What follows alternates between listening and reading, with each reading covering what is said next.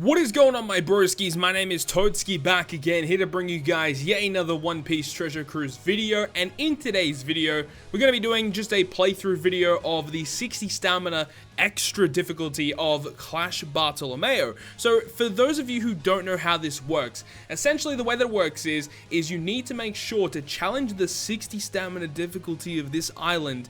You need to have very specific support characters active here.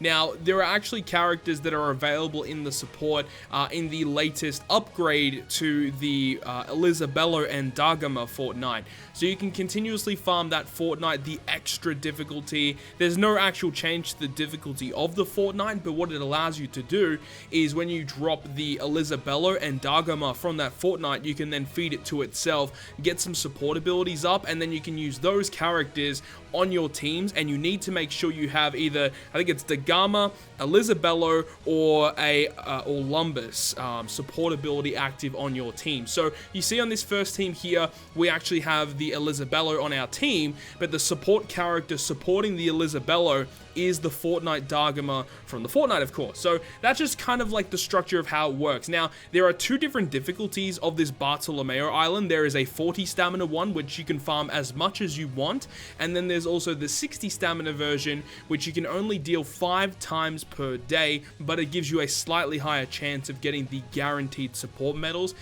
For those of you out there who are wondering whether you guys should farm this or not, I mean, it's completely up to you. If you really want to go ahead and get some support medals, then I would suggest farming up the 40 or 60 stamina version of this island. It is completely up to you though at the end of the day.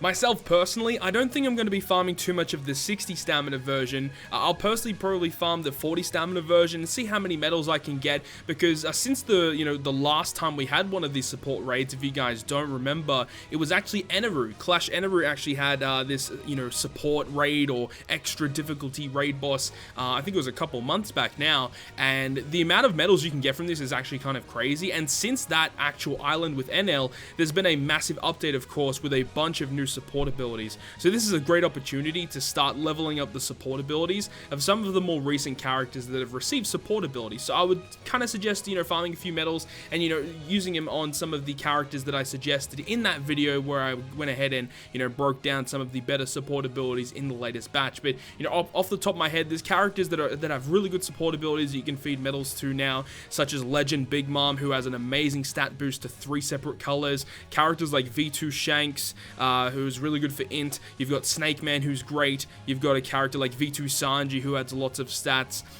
Legend Mihawk even has a really good statistical increase to slasher units. And then you got some other characters that are like really good utility units, such as Legend Corazon, who I've talked about extensively on this channel, as well as a character like the int rare recruit Whitey Bay, like one of the original rare recruits in the game.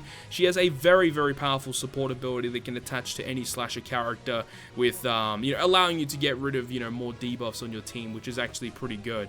But specifically talking about this island, it's actually no different from the original Clash Bartolomeo. Now, this is actually quite interesting because on the Japanese version of the game, this was actually a brand new island, and it was much more difficult. There was a mini boss on stage 4. Bartolomeo did way different things than what he does on this video that you're seeing today. So it's really odd. I don't really fully understand the whole situation as to why they decided to make the raid literally just the original raid boss. And to even further go on from that, they've actually made it easier than the original Barto, because the original Barto has a condition where you can only bring fighters, strikers, and slashers. That condition is not present here. The only condition is obviously for the 60 stamina version is you need to have the right support ability active, being a Dagama, an Elizabello, or an Lumbus. So it's crazy the way that they've done it, but obviously you can't use this raid to farm copies of Clash Bartolomeo, because it will only drop support medals. To my knowledge, I believe the only thing that will drop from these islands are support medals. So as I said, great opportunity to go ahead and start leveling up some of the characters that you want to go ahead and max out their support abilities of. But there are 4 different teams you guys are seeing in this video today. The first one at the start of the video was a version 2 Akainu team, or Sakazuki team, utilizing Elizabello as a sub there. The second one you're seeing here is a Capone team, utilizing Ideo as the support target character, and then Elizabello or Dagama, I don't remember who it was, but one of those guys is supported onto the rare recruit Ideo you guys are seeing on this team. And you guys will see, like, the character on the team that we need the support character for, like, it just doesn't do anything. The only reason why they're here is because it's just fulfilling the condition.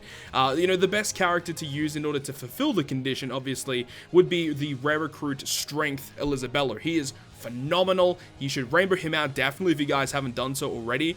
For those of you who don't know, the Strength Rare Recruit Elizabello is really great because he has the cooldown reduction ability, and it essentially means that when you start the run, you literally have like 1 turn cooldown, and then he gets to his stage 3 special, and obviously from there, the more you charge it, the more AoE damage that the Rare Recruit Elizabello will deal. The next team you guys are seeing here is a Dogstorm and Cat Viper team. So if you guys didn't see my video that I uploaded yesterday, I actually did a full showcase video for these guys, and I'm having a lot of fun using this character. I think they're freaking awesome. But the team here is essentially just a full striker based team, and you see this time around we have Donjin Jiao as our support target character, and then it's either Dagama or Elizabello that is supporting this character. So as you can see, you know, there are lots of options. Typically the best options are always going to be rare recruit based characters, but if you need to, you know, rely on those free to play characters, you definitely can do that. Like legitimately in the Fortnite, you know, as I said, you drop an Elizabello and you drop a Dagama. You can actually go ahead and use like the Dagama to support the Elizabello or vice versa from the Fortnite. So you're not really going to have too many issues like finding a character in order to run on the team to run the 60 stamina version. And you know, honestly, as I said before as well, I would probably suggest just running the 40 stamina version. The 60 stamina version is slightly more difficult, and you can only run it 5 times per day, and it costs more stamina, and apparently it says the rates are slightly better to get the guaranteed support medals. Myself personally, you know, I've run a few of each of the difficulties, and I've seen the exact same drops amongst both, so, you know, it is what it is. You know, you just choose one to farm and pick up some support medals.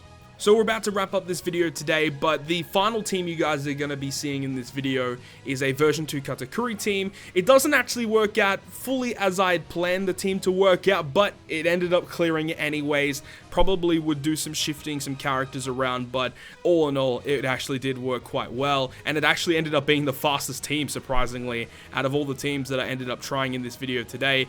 So we ended up using version 2 Akainu, Capone, CatDog, and version 2 Katakuri. Basically, the 4 top used legends that I've been using over the past couple months. Absolutely love using these characters, of course. But anyways, as I said, that is going to conclude this video today. So hopefully you guys enjoyed this video, and if you guys did enjoy it, make sure to go ahead and hit the like button. And if you want to stay up to date with all the content I post, including more One Piece Treasure Cruise content, make sure to hit the subscribe button down below. But other than that, guys, I will see you guys within the next video.